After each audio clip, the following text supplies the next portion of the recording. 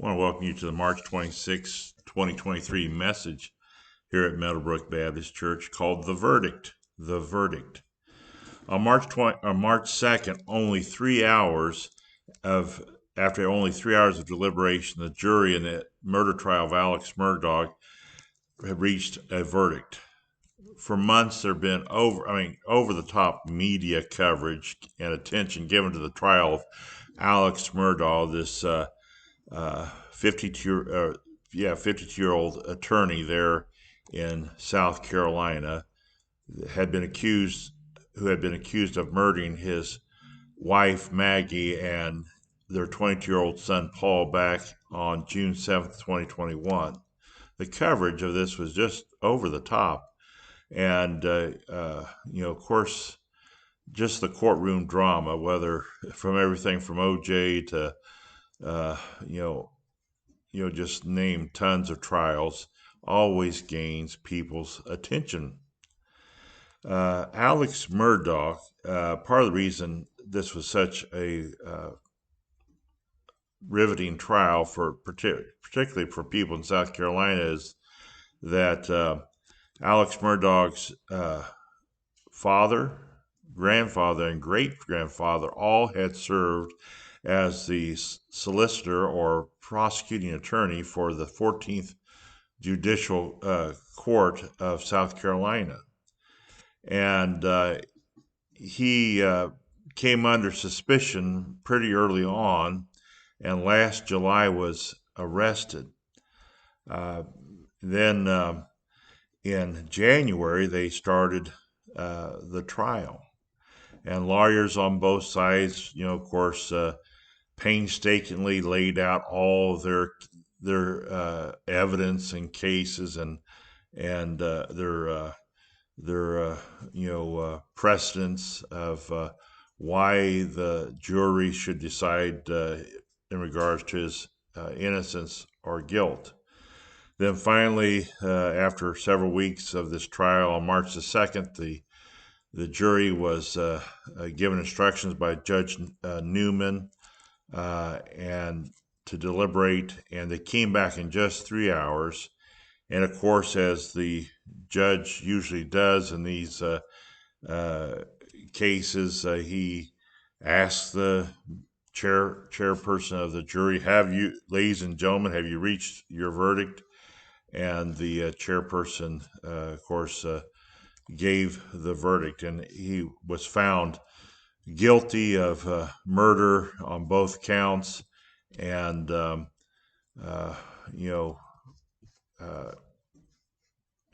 would be curious about how many people tuned in to see this, but I hadn't been really paying attention to it till the last week or so before it came to conclusion.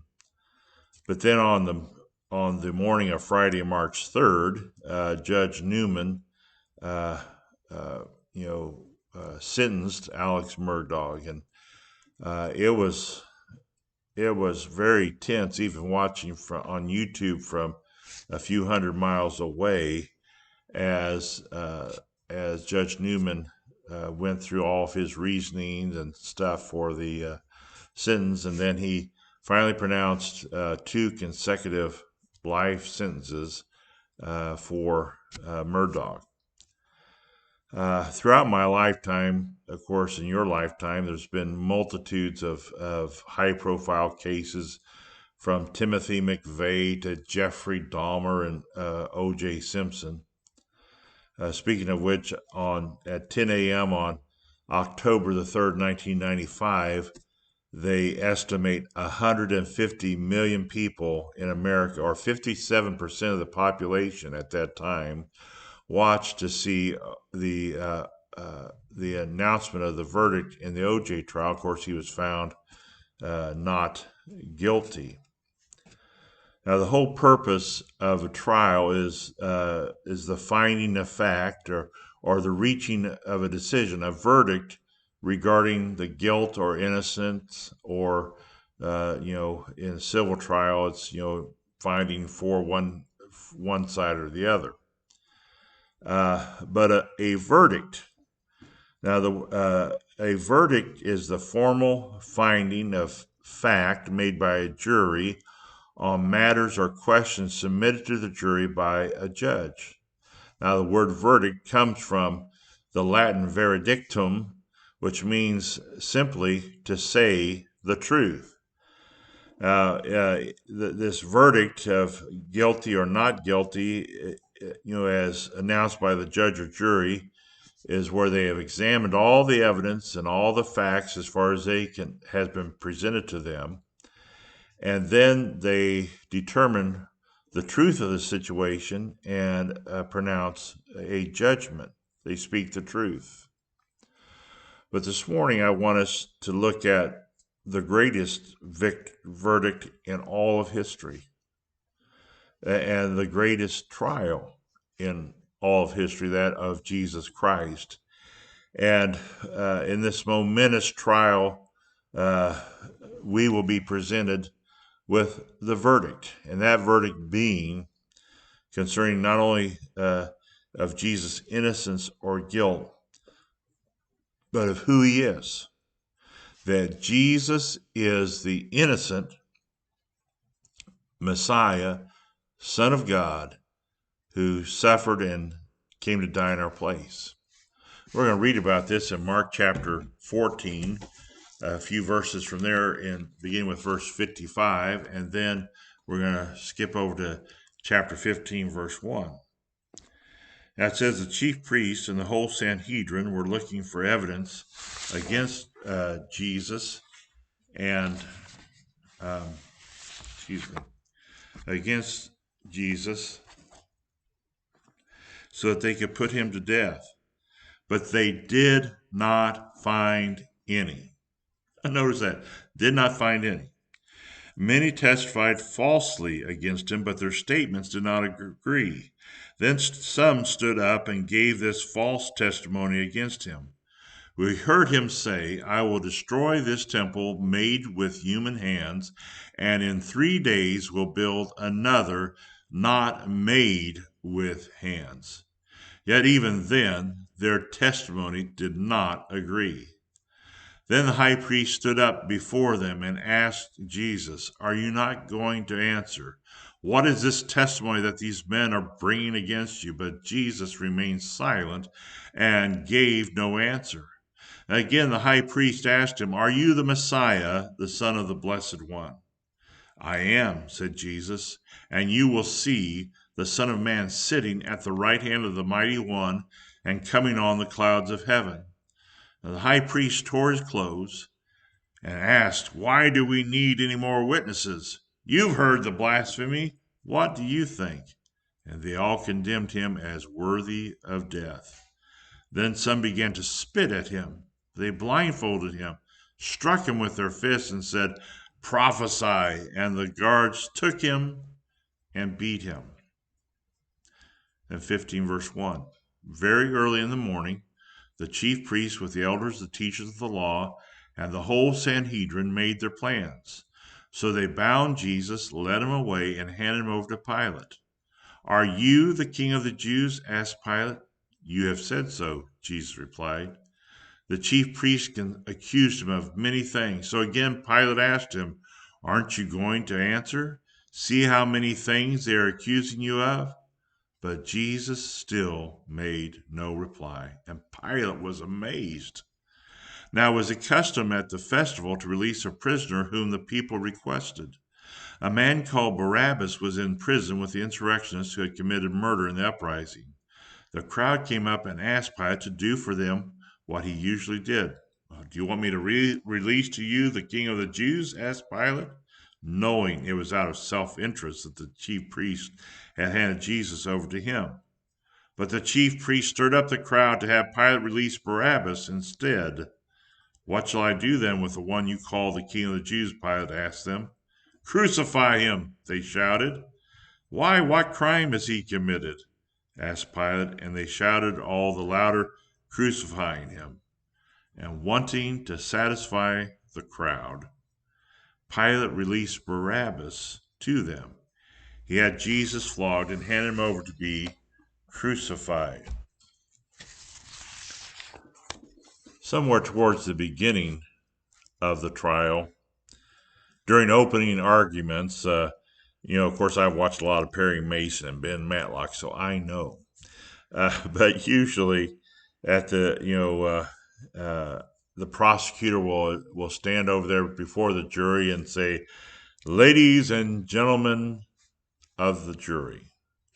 On these brief moments we have together right now, I'm going to address you, ladies and gentlemen of the jury. Today we're going to look at the case briefly of Jesus Christ, and we will be asked to consider who Jesus is and reach a verdict. Is he the Son of God? Is he the Messiah? Was he sinless? Did he die in our place? And the answer, of course, well, we'll see, won't we? Now, in the Sixth Amendment of the U.S. Constitution, part of the Bill of Rights, we are guaranteed certain legal rights, including the right to public and speedy trial, trial by jury, the right to know what you're being accused of, and to be able to confront witnesses, and the right to counsel. And the 14th Amendment, adopted in 1868, grants people the further rights of equal protection under the law and due process. Now, at the time of Jesus, they had legal rights at that time as well, and there were just procedures outlined in the Old Testament and in the law, and in the rabbinic traditions, that they had established legal precedents, just as we have such today, about what could and couldn't be done. And yet we see in Jesus' case, there was not only a rush to judgment, but there's all sorts of violations of their law code about how to put on a trial. We see here there was no presumption of innocence. We always say innocent until proven guilty. Well, they not only had a rush to judgment, there was no presumption of innocence or concern for that. They knew that he was innocent. They just wanted to find a way to put him to death. And during the middle of the night, they found as many false witnesses as they could to testify with that they'd already come up with not only the verdict, but the death sentence. And on top of that, they arrested Jesus during the middle of the night. They held the trial at night, which was you couldn't have court proceedings during the middle of the night. They had to be during the daytime, and particularly during the morning. And we also see that they had an illegal venue for the court proceedings. Here it says earlier in verse 53 that they took Jesus to the high priest and all the chief priests, and we find in the next verse they were at the high priest's house. You couldn't hold a court legal proceedings, a hearing in the high priest's house.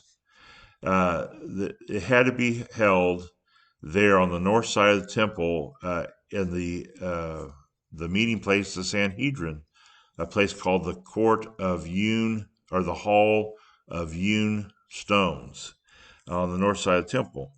And so even where they were holding this hearing or this trial of Jesus was wrong.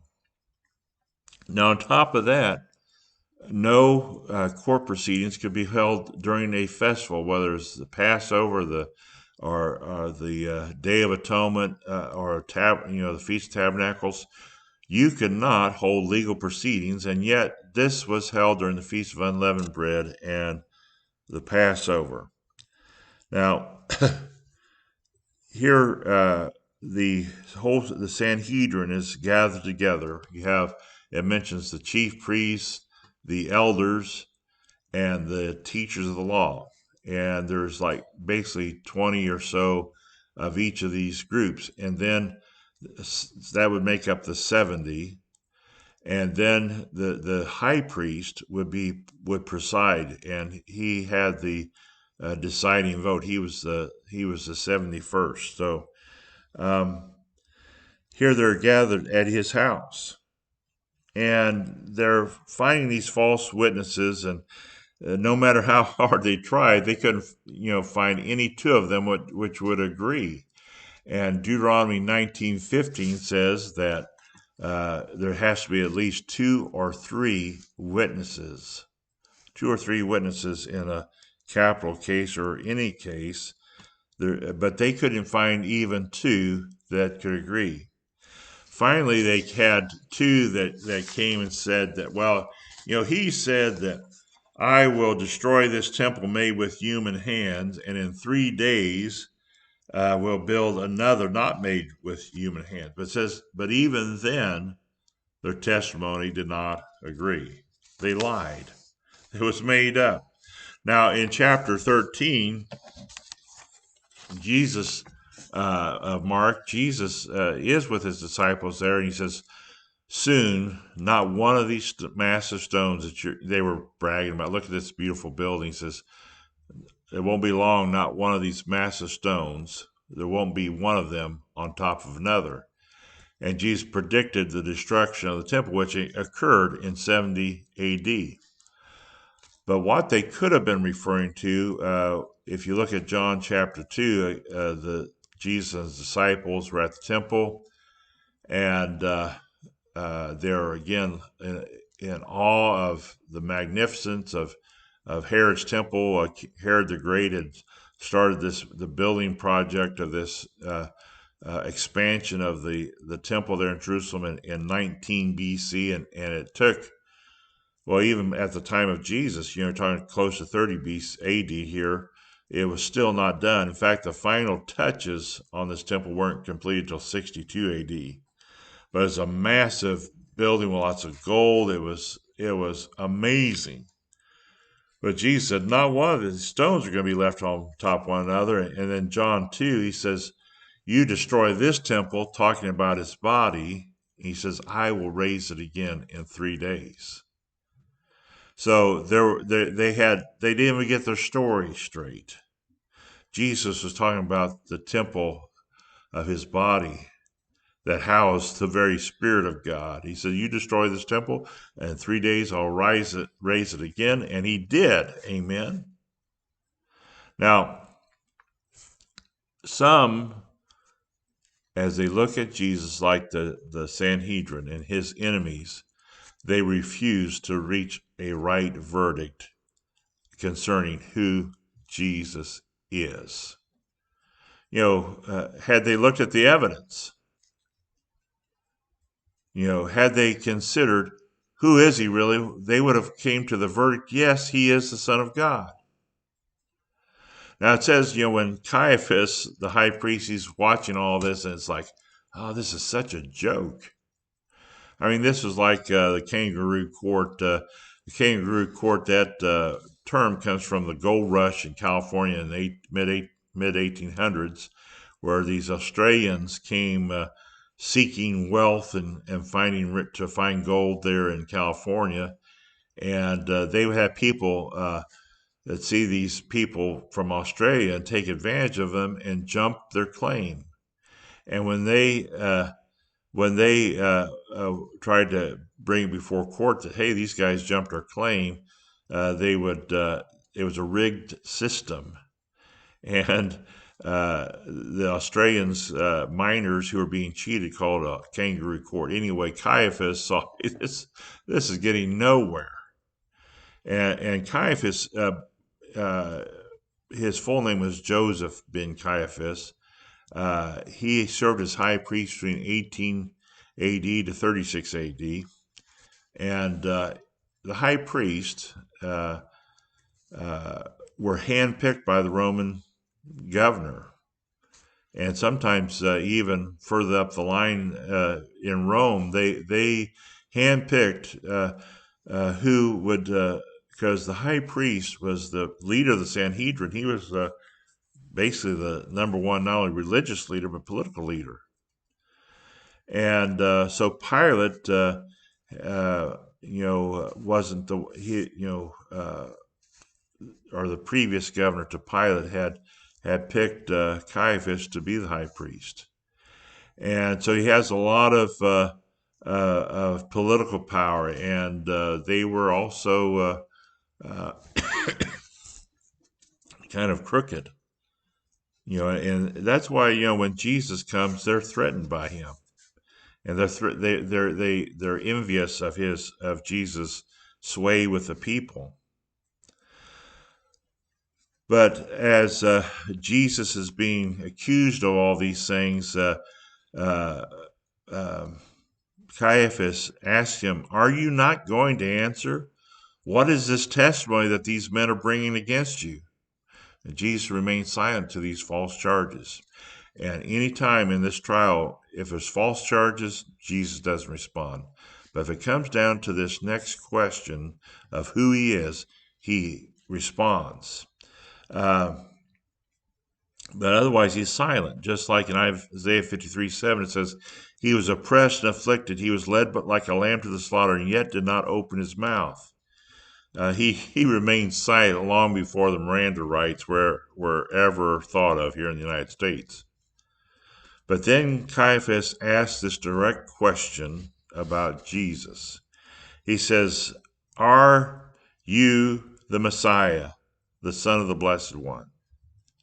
Now, the real recurring question in this trial is, who is Jesus? Is he the Messiah? Is he the King?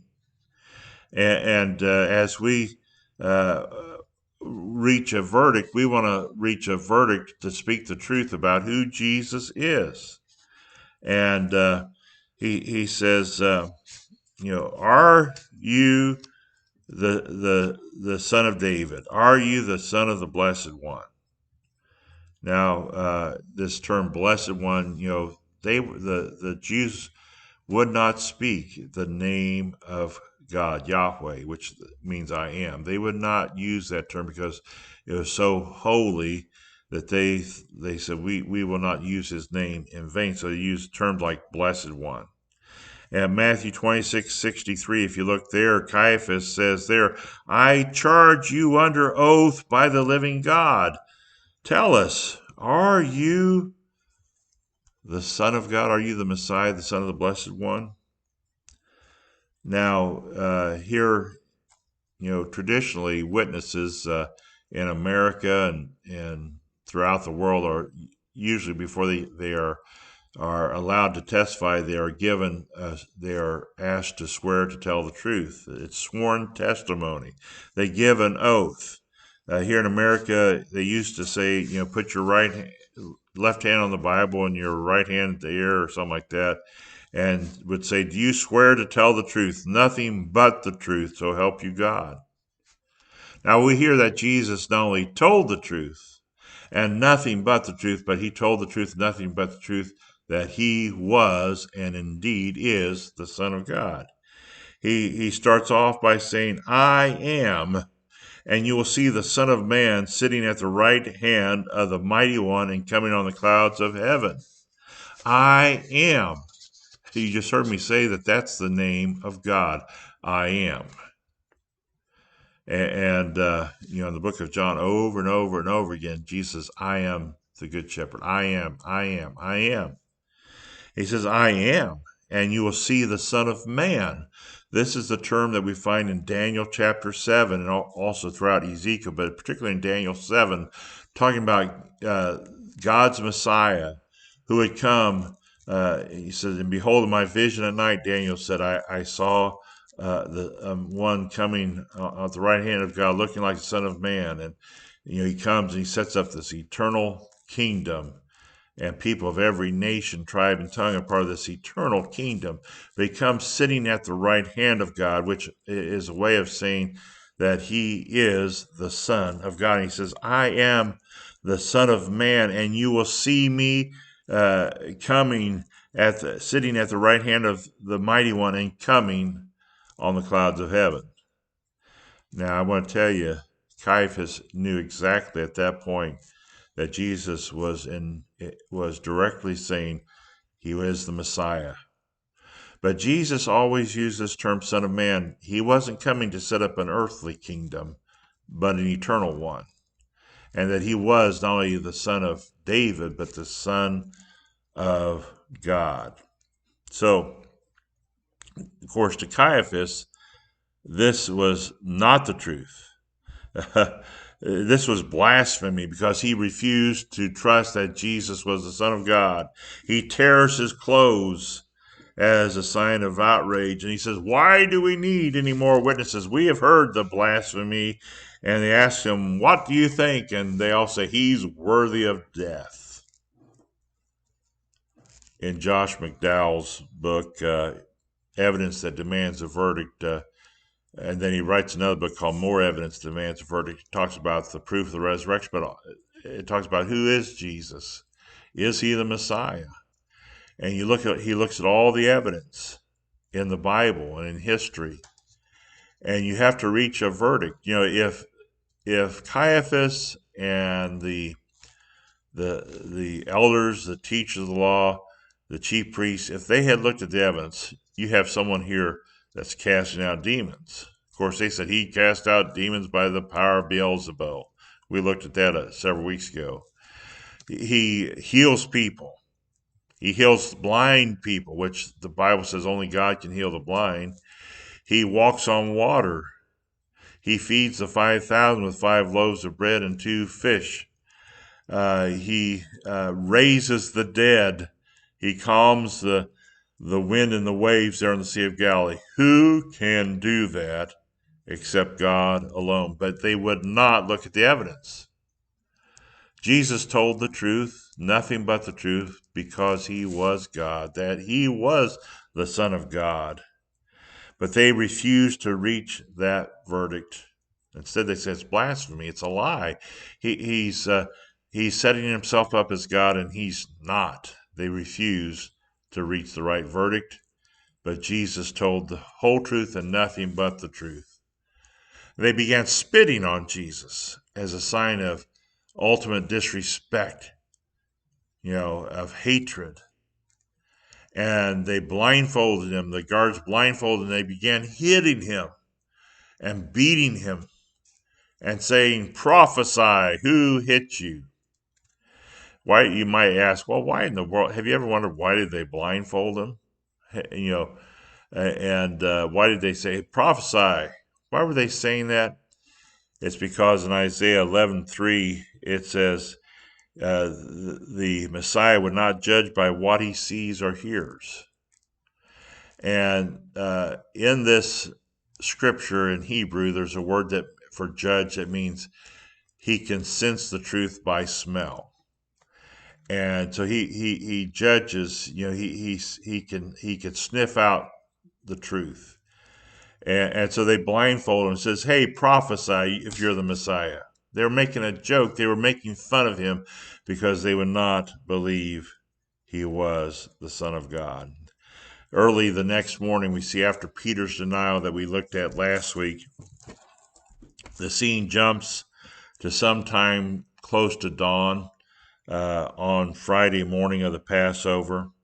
And according to the Jewish law, as I mentioned, it was illegal, of course, to have a trial at night, which they already did. It was wrong for them to even come to a verdict, pronounce judgment. Particularly in a capital case, you had to wait at least 24 hours.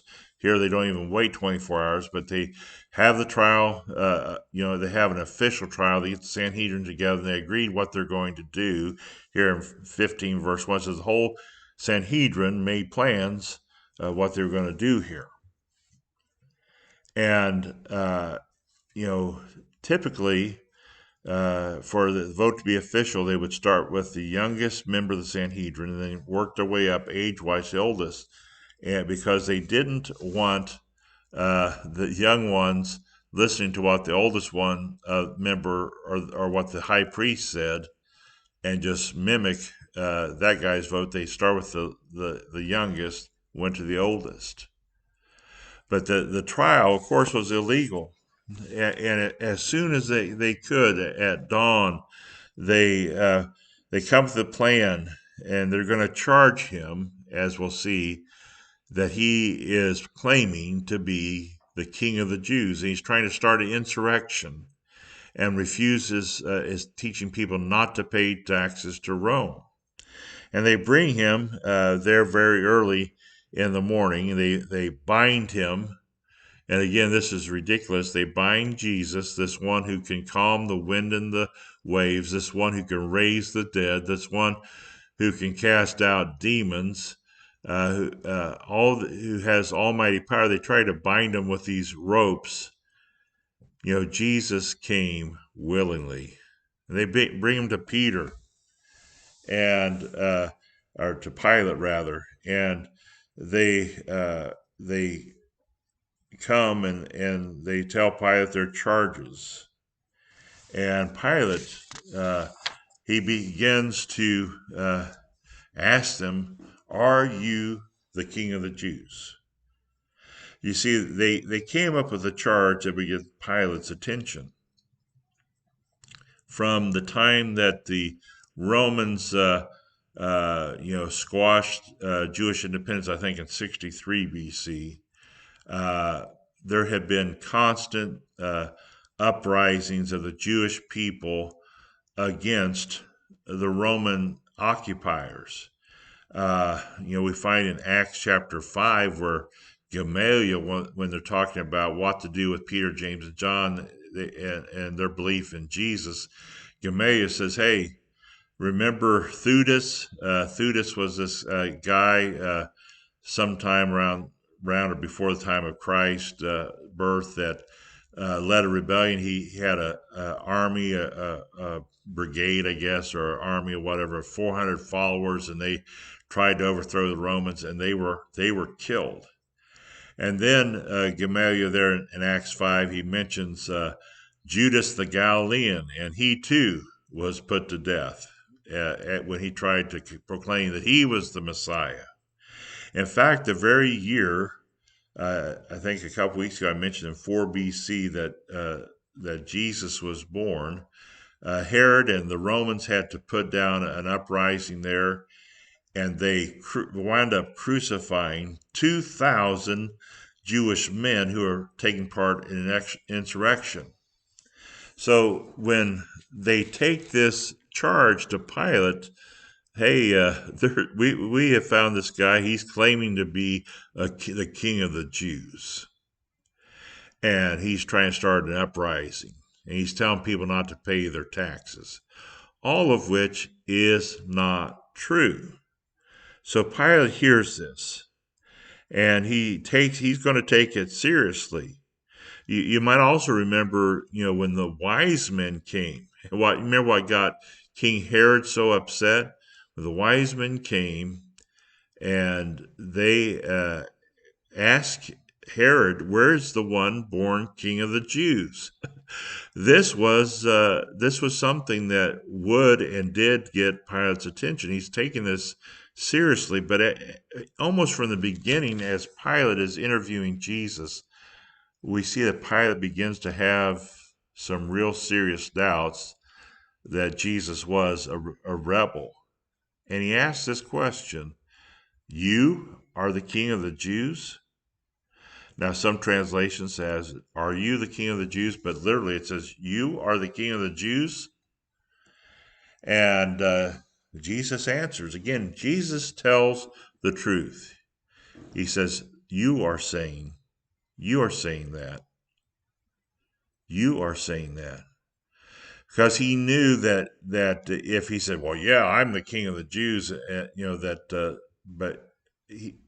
Pilate might get the wrong idea. In fact, when you read John 19, Jesus says, "But my kingdom is not of this world. Otherwise, my followers would have fought to resist my arrest." And Jesus said, "Everyone who's on the side of truth, that's what I'm here for." And Pilate scoffs, "What is truth?" But Pilate, he is he's a trained political animal. He was from a family of nobility back in Italy. He was a trained Roman soldier and leader and general who has been given this important post of being the prefect, the the governor of Judea in dealing with these uprisings, and pretty quickly he realizes this guy isn't a rebel. He's not trying to start a political uprising. And when Jesus' enemies see that Pilate isn't taking Jesus seriously as an insurrectionist, they begin vehemently accusing Jesus. And Pilate says, "Aren't you going to say anything?" It says Pilate is amazed and surprised isn't why Jesus isn't answering. And so Pilate is in a predicament here. He has these powerful Jewish leaders that are clearly wanting Jesus dead, but he knows that Jesus is popular, and it goes to mentioning it was the time of the festival, the Passover, that is. And it was a custom of at the festival that Pilate had, that he would release a prisoner, whomever the people wanted at the time of the Passover. And so the crowd comes to Pilate that morning, and they ask, will you do what you usually do? Will you release to us, a prisoner of our choosing? And well, Pilate said, "Well, do you want me to release to you the king of the one you call the king of the Jews?" asked Pilate there in verse 9. And it says, knowing it was out of self-interest that the chief priest had handed him over to him. So Pilate knew what was up. Jesus was innocent. In fact, in John 19, 3 times, Pilate keeps on saying, I find no basis of a charge, no basis of a charge, no basis of a charge. He knew what was up, that Jesus was not some political king that was trying to start an uprising. And so he says, do you want me to release to you? And it almost seems surreal to us that this is the way justice would be handled. But they said, no, release to us Barabbas. Now, back up in verse 7, it says a man called Barabbas was in prison with the insurrectionists who had committed murder in the uprising. See, just recently they had an uprising, an insurrection. These were happening often. Pilate was constantly on the lookout for these rebels, and he knew this was a trumped up charge against Jesus, because he was dealing with these insurrectionists, these zealots. And the crowd was asking for Barabbas, who had been part of a recent uprising of these insurrectionists, and that Barabbas was a convicted murderer. He was everything they were saying that Jesus was trying to do. They were saying, Jesus, he's trying to stir up an insurrection. He's saying, don't pay taxes. And none of it was true. Pilate knew it was out of envy, out of self-interest. And the curious thing here, the interesting thing, is that the name Barabbas means son of the Father. And I think it's in Matthew that some of the translations of Matthew mention that Barabbas' name was Jesus Barabbas. So you have this insurrectionist named Jesus, or Yeshua, which was or Joshua, it's a common name. Jesus' name means Savior, Deliverer, but it was a name that many young men had then. And he said, well, do you want me to release to you Jesus, the King of the Jews, or Jesus Barabbas, whom you know is a murderer? And I said, we want Barabbas. Clearly, Jesus is the innocent King of the Jews, the Son of God. And they chose Barabbas instead of Jesus. And Pilate asked then, what shall I do than with the one you call the King of the Jews. Now, can you imagine the 9 judges on our Supreme Court taking a poll, asking, Gallup or some news agency, can you do a poll so we can figure out what the crowd wants us to do about this situation? That's totally unjust. The judge must examine the facts and the case and the jury of innocence or guilt. And then the verdict as a speaking the truth and the finding of the fact and the sentencing has to be based upon what is just. Jesus was innocent. But this question, I think, is powerful that Pilate asked, what shall I do then with the one you call the King of the Jews?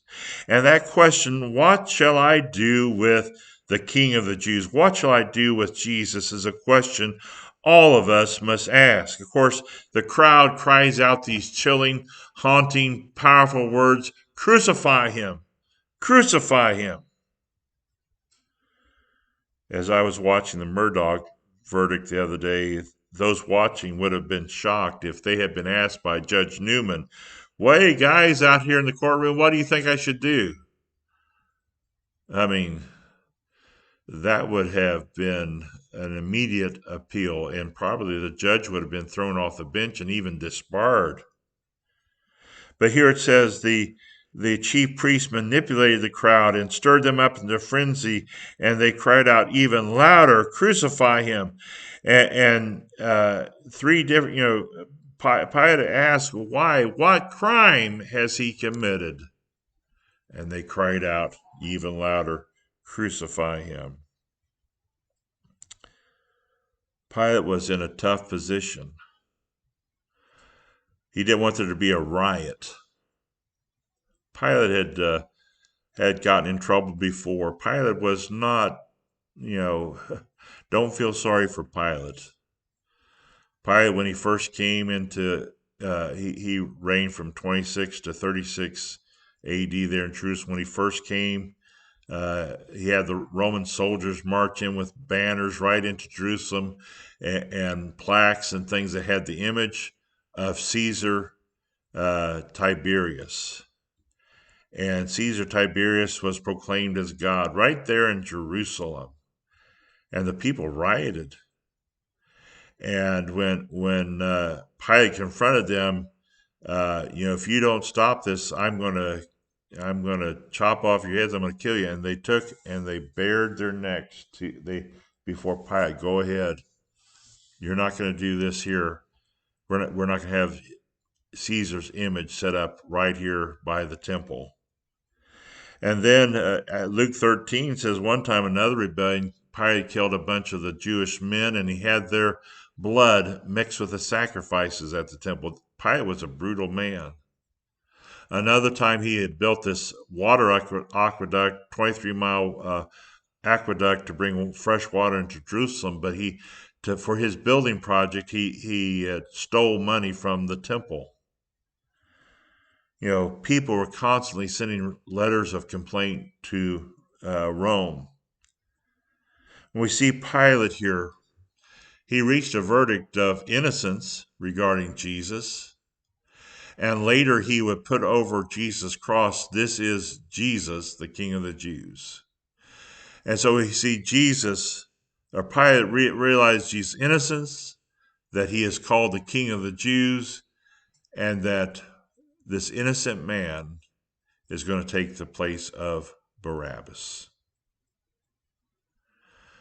Brings us to verse 15 here, where it says Pilate wanting to satisfy the crowd.